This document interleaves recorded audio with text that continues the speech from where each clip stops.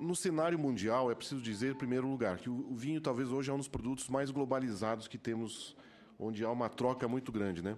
Há um pouco mais de uma década atrás, apenas 16% do vinho produzido nos países era exportado. Já no ano passado, cerca de 35% do vinho produzido no mundo é exportado. Ou seja, há uma tendência muito forte de que o vinho, portanto, tem identidade, tem origem, ele é diferente de outros produtos digamos que como commodities, né, que não tem origem específica e podem ser produzidos em diversos lugares, não. O vinho tem identidades e tem países, geralmente é vinho francês, vinho italiano, vinho chileno, vinho argentino, vinhos do Brasil. Então essa é uma das reflexões que a gente faz. Nesse cenário mundial, o que está acontecendo? Está havendo uma mudança muito grande, digamos assim, onde a União Europeia era o principal produtor e o principal também consumidor e exportador, ela hoje perde espaço para o chamado novo mundo do vinho, onde Austrália, Chile, Argentina, África do Sul, Estados Unidos e principalmente a região da Califórnia são hoje os principais, estão numa situação de crescimento, digamos, de sua posição em relação ao mercado mundial. Em termos de consumo mundial, há mais de uma década que há estoques altos de vinhos no mundo todo. Ou seja, a produção está concentrada em torno de 26, 27 bilhões de litros no mundo e o consumo está relativamente estagnado. Houve alguns anos de decrescimento e nos últimos 2 anos voltou a crescer sensivelmente, mas muito pouco, em torno de 23 a 24 bilhões. Então, são 3 a 4 bilhões de litros de vinho por ano excedentes no mercado mundial. Isso implica, portanto, uma nova necessidade também para o Brasil.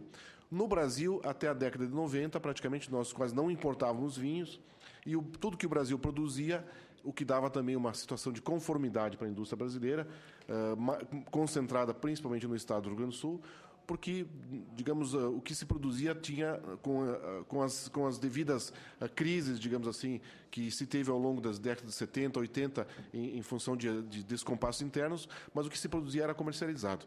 Então, a partir da década de 90, surge um novo patamar, e aí o primeiro momento, digamos, a primeira mudança nesse cenário é o acordo do Mercosul. O acordo do Mercosul, sem dúvida nenhuma, estabelece, portanto, uma condição de assimetria do Brasil em relação ao principal produtor do Mercosul, que é a Argentina.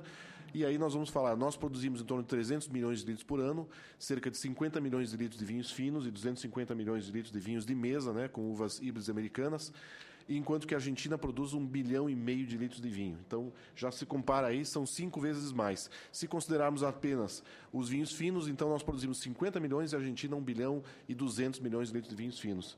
Então, isso já significa uma condição desigual muito grande, né? Então, a escala de produção da Argentina é muito grande, assim como é a do Chile, que cresceu em poucos anos, ela praticamente quase dobrou, cresceu 70%, 80% da sua produção, porque o Chile focou como produto vinho um dos seus produtos de exportação.